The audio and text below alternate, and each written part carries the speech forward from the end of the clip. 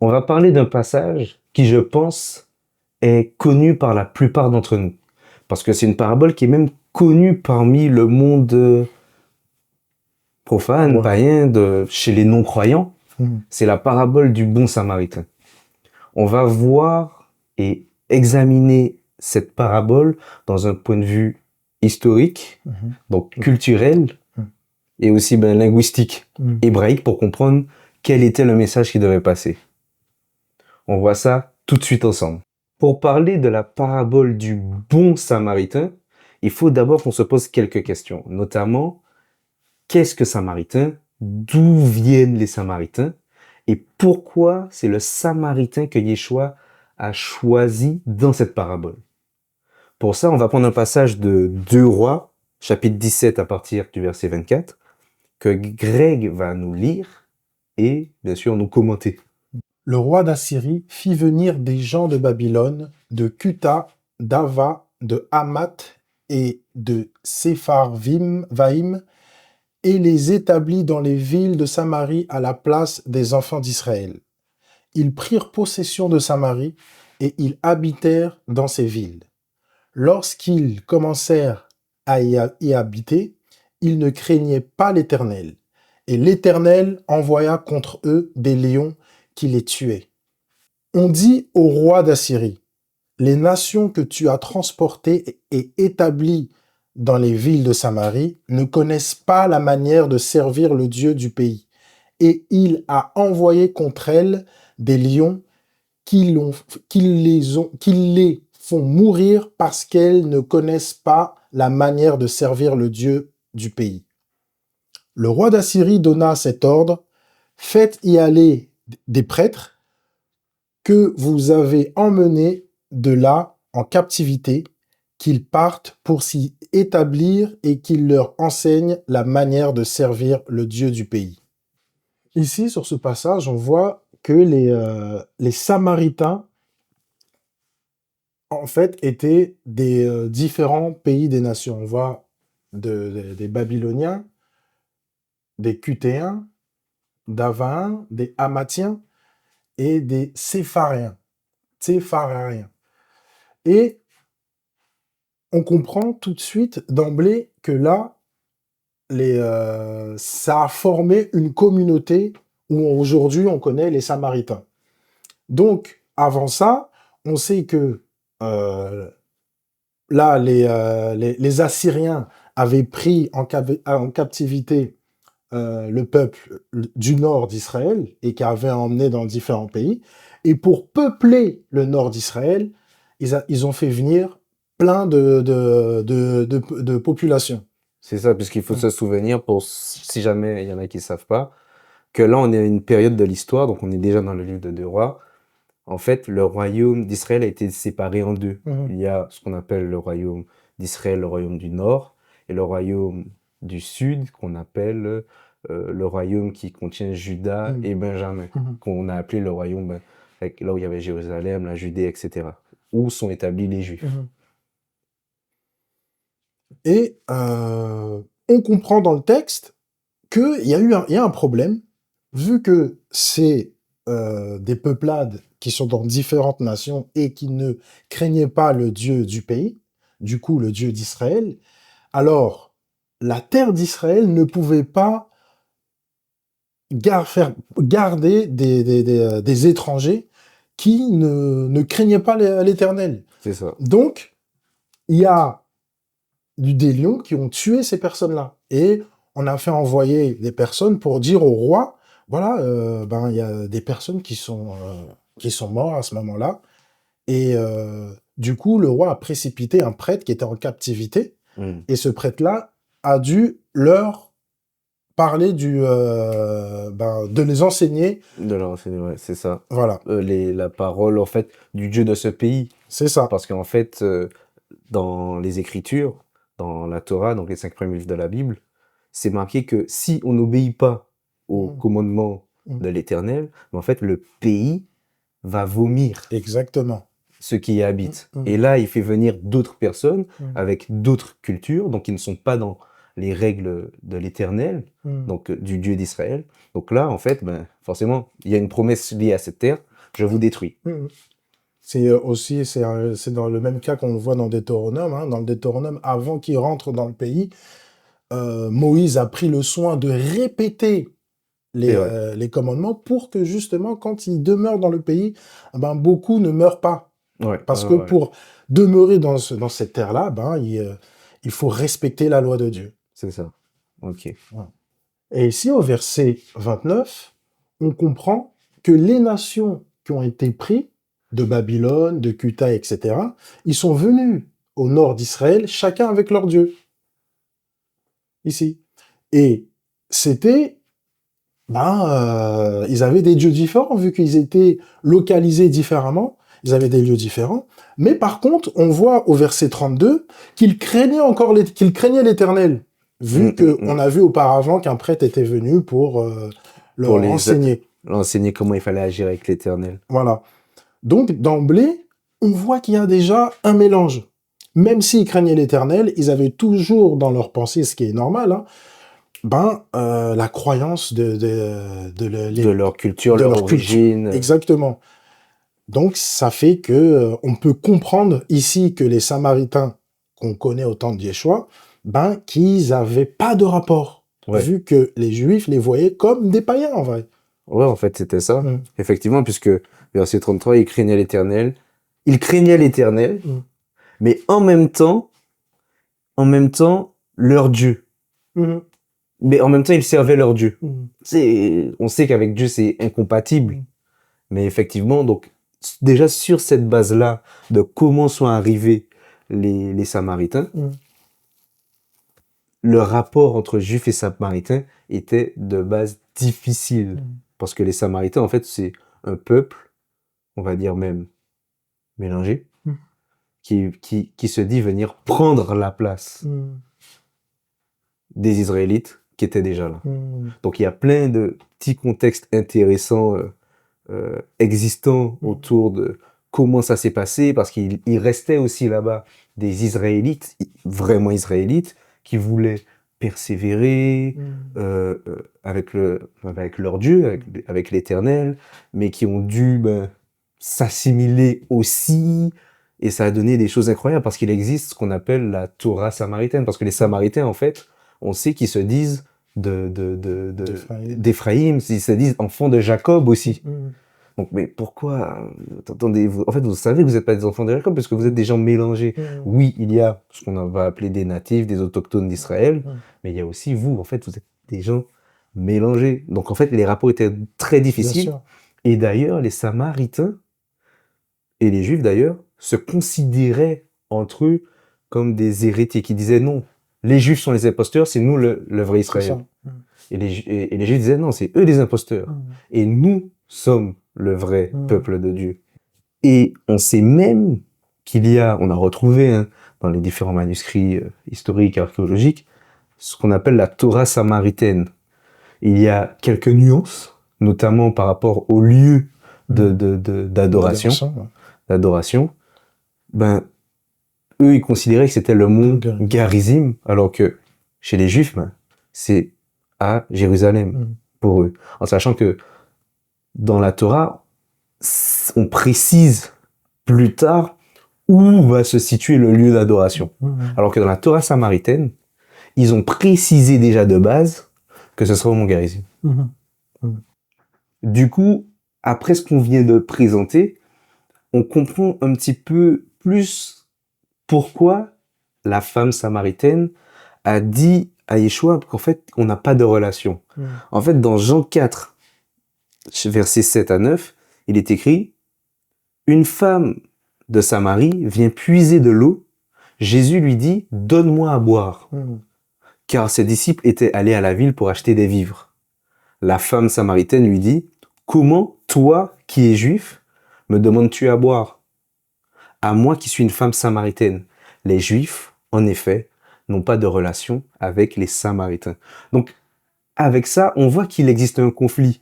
Et ce conflit, en fait, est issu de tout ce qu'on a expliqué juste avant.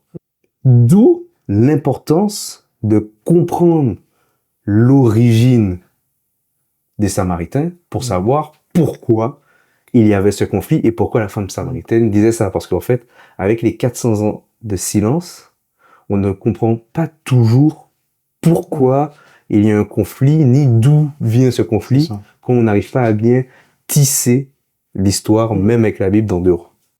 Maintenant, on va, j'ai envie de dire, presque rentrer dans le vif du sujet. Pourquoi je dis presque? Parce qu'en fait, on va, avant de parler de la parabole elle-même, on va chercher à comprendre le contexte dans lequel cette parabole a été donnée. Donc pour ça, on va prendre Luc chapitre 10 à partir du verset 25.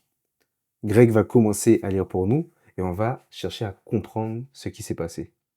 Ok. Au verset 25, un docteur de la loi se leva et dit à Jésus, pour l'éprouver, « Maître, que dois-je faire pour hériter la vie éternelle ?» Jésus lui dit, « Qu'est-il écrit dans la loi? Qui lis-tu » Intéressant. Déjà, on comprend que un docteur se lève. Un docteur, on sait que c'est quelqu'un qui maîtrise les Écritures. Très important à le savoir.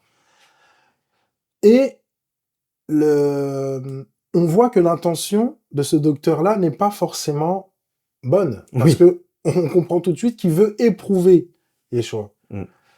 Et comme son habitude, on comprend souvent que Yeshua, pour répondre à ses détracteurs, si on peut dire. Voilà, il va poser une question. Ouais, il répond souvent comme ça. Voilà. Une question. Il pose une question. Il te fait rentrer en toi-même. Voilà. Pourquoi? Parce que souvent, il sait qu'il parle à des gens qui connaissent la Torah. Ils ont généralement la réponse. Quand ils l'éprouvent, c'est parce qu'ils ont la réponse. C'est comme on a souvent parlé avec Kevin, que les pharisiens, c'est pas c'est un groupe qui connaissait la Torah. Ils ne sont pas du tout des ignorants. Voilà. Et là, c'est un docteur. Ils connaissent très bien la Torah. Le seul problème, c'est pas le fait de connaître la Torah, leur problème. Leur problème, c'est de la mettre en pratique. Selon le vrai sens. Selon le vrai sens. C'est pour ça qu'on précise un docteur et éprouver. C'est deux choses qu'on peut vraiment retenir. Et chercher à comprendre, c'est ça. Voilà. Et effectivement, c'est le sujet, c'est pour hériter la vie éternelle. C'est qu'ils sont conscients déjà qu'il y a un après et Exactement. qu'il y a des conditions pour hériter cette... Exactement. Et là, au verset 26, un passage que tu affectionnes beaucoup. Ouais, énormément. Ouais. Je vais le lire et puis je vais te le laisser commenter. Vas-y. Jésus lui dit, qu'est-il écrit dans la loi? Qui lis-tu? Effectivement, comme Grégory a dit, c'est vraiment un passage que j'affectionne beaucoup parce qu'en fait, ça démontre vraiment toute l'essence de Yeshua et du message qu'il vient apporter. Il est en train de dire, comme on a dit, il connaît. Qu'est-il écrit dans la loi? La loi, donc la Torah, les 5 premiers livres de la Bible. Ouais. Qu'est-ce qui est écrit?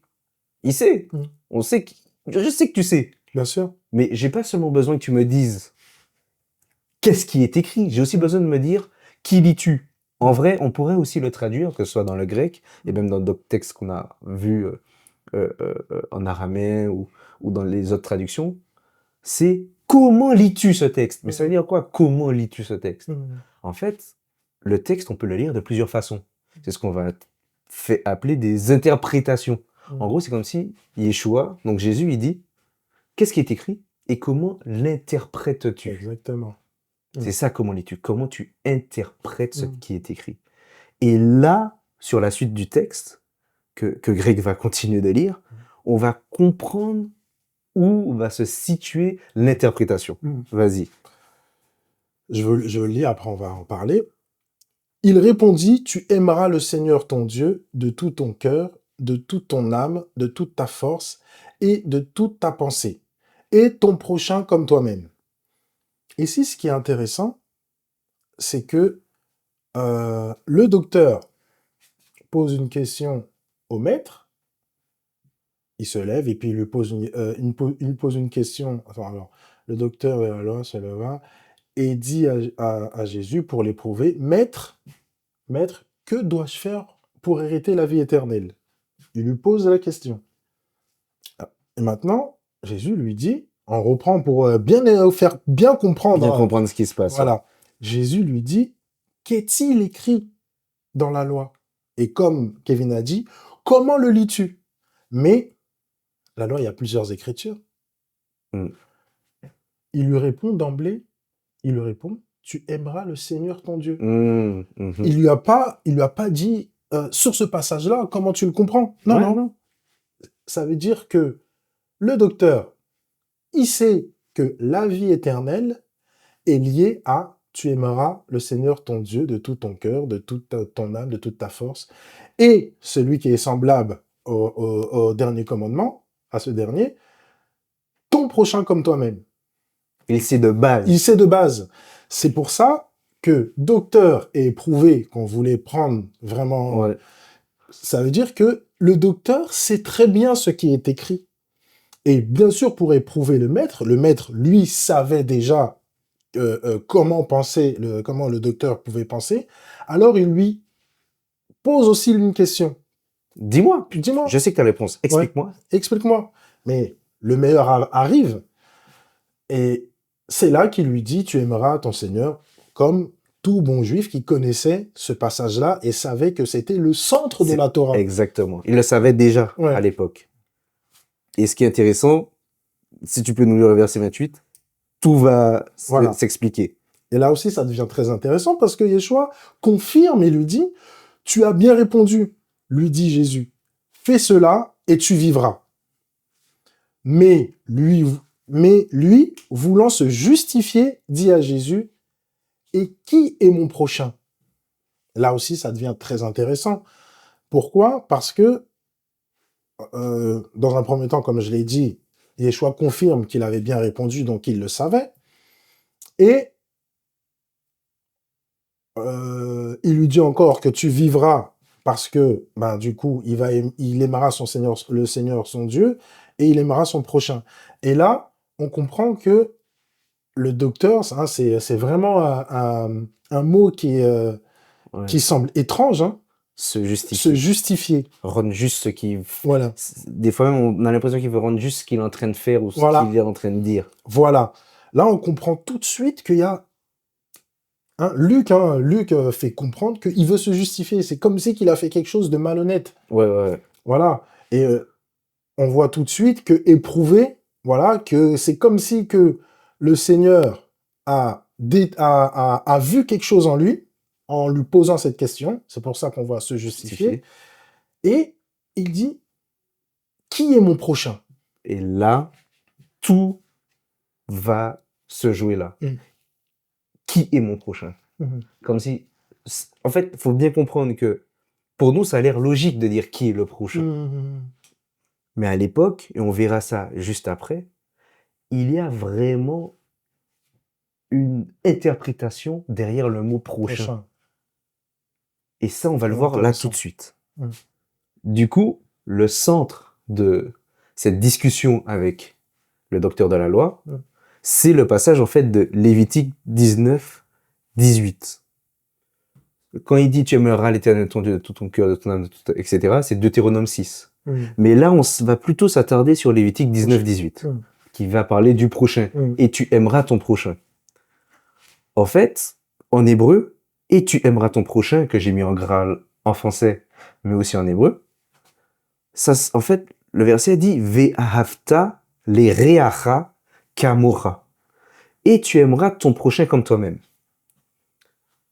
Voici d'où vient l'origine de la question du docteur à Yeshua, c'est-à-dire qui est mon prochain? Est-ce que mon prochain c'est mon frère? Parce que il faut savoir que Réa en hébreu, c'est ça là. Ok? Hop, je vais bien le mettre. C'est cette partie-là. Ok? Ce sont ces deux lettres-là. Réa, ça veut dire un ami, un compagnon, son prochain. Donc il est en train de dire, qui est mon prochain? Est-ce que c'est juste mon ami, mon frère? Le pharisien comme moi-même? Ou, à l'époque, un essénien comme moi-même. Alors, c'est quelqu'un qui respecte la loi de Dieu au final, mon prochain. En fait, si on prend en hébreu, Réa, donc pour ceux qui connaissent l'hébreu, ça va peut-être vous aider. Ceux qui connaissent pas, c'est pas très grave. Vous allez comprendre le fond. C'est le plus important. Réa peut aussi se lire selon les voyelles. Je vais bien faire parce que là, ça ressemble à notre lettre. Ra. Ra, ça veut dire le mal. Donc en fait, on peut lire le verset en disant « Et tu aimeras » en gros, celui qui te fait du mal, comme toi-même. Celui qui me fait du mal, c'est qui? Ben, en fait, c'est celui, par définition, celui qui va, je sais pas, me maudire. Celui qui va me voler. Celui qui va m'insulter. J'en passe, vous savez, qu'est-ce qui vous fait du mal. Mais dans le mot « et tu aimeras ton prochain comme toi-même », dans Lévitique 19, donc dans la Torah, le mot ton prochain, c'est celui qui te fait du mal. Et en préparant du coup cette vidéo, puisqu'on essaye de faire les choses bien pour que ça puisse bien rentrer, que ce soit la pédagogie soit bien faite, avec Grégory, on a vu que il me disait mais c'est aussi les mêmes lettres que le mot paître, le verbe paître. En gros, le verbe paître en hébreu, ok. Hop, ceux qui font de l'hébreu, en fait, c'est les mêmes lettres. Ra'a, ça peut être le mal aussi, mais ça peut être aussi le fait de paître son troupeau. Exactement. Mais en fait, ça veut dire, qu'est-ce qu'on peut comprendre par là? Ce qu'on disait, c'est que si le mot prochain, son prochain, c'est le même mot que mal, mais c'est le même mot que paître, parce que c'est vraiment la même racine, c'est la même chose. Ce que Dieu veut nous faire comprendre à travers le passage du prochain de Lévitique, c'est, en fait, tu prendras soin de ton prochain, parce que paître, c'est prendre soin. On ne paie pas un troupeau pour lui faire du mal, ni pour le rejeter. C'est clairement ça. Paître, c'est prendre soin. Donc, Dieu est en train de nous dire, tu aimeras ton prochain comme toi-même, tu aimeras celui qui te fait du mal comme toi-même. En fait, tu prendras soin de celui qui te fait du mal. C'est ça. Comme tu prendras soin de toi-même. C'est ça. C'est pour ça que cette parabole, elle est très puissante. Hein. J'espère que on le réalise, parce que on a parlé tout à l'heure du Samaritain, hein, ceux qui ils ont pas de rapport, et comme Kevin l'a dit, sur cette racine, hein, Resh et Aïn, qui donne prochain. Qu'est-ce que ça veut dire prochain? Je reprends un peu tes mots, c'est-à-dire que mon prochain n'est pas forcément, ça peut être mon ami, mais c'est pas aussi forcément mon ami. Ça peut être celui qui me fait du mal. Et d'ailleurs, tu ne te vengeras point. Exactement. Voilà. Ça peut être aussi celui qui me fait du mal. Et qu'est-ce que je peux faire? Qu'est-ce que je dois faire à celui qui me fait du mal? Quand on dit aimer, on a pris l'autre mot, ra'a, qui veut dire paître. Et paître, effectivement, hein, ça c'est très clair pour tout le monde. Paître, c'est le mot qu'on donne au pasteur, au berger. Ouais, un roé, c'est un pasteur ou un berger. Exactement. C'est le mot qu'on donne pour faire du bien aux bêtes. Alors, qu'est-ce que le pasteur, le roé, faisait? Il donnait à manger, il donnait à boire. Paître, c'est ça, on parle de pâturage. Il donnait à manger, il donnait à boire. Et quand ils étaient blessés, ils soignaient la bête. Oui. Voilà. Et c'est pour ça que c'est très fort et très difficile. Tu vois, souvent, on parle avec Kevin, on dit, mais on a toujours cette idée en se disant que, beaucoup le disent, quoi, que la Torah, les commandements sont durs, voilà. Mais ce que Yeshua est venu ramener, c'est comme on dit, du high level. C'est-à-dire que mon ennemi, celui où je ressens une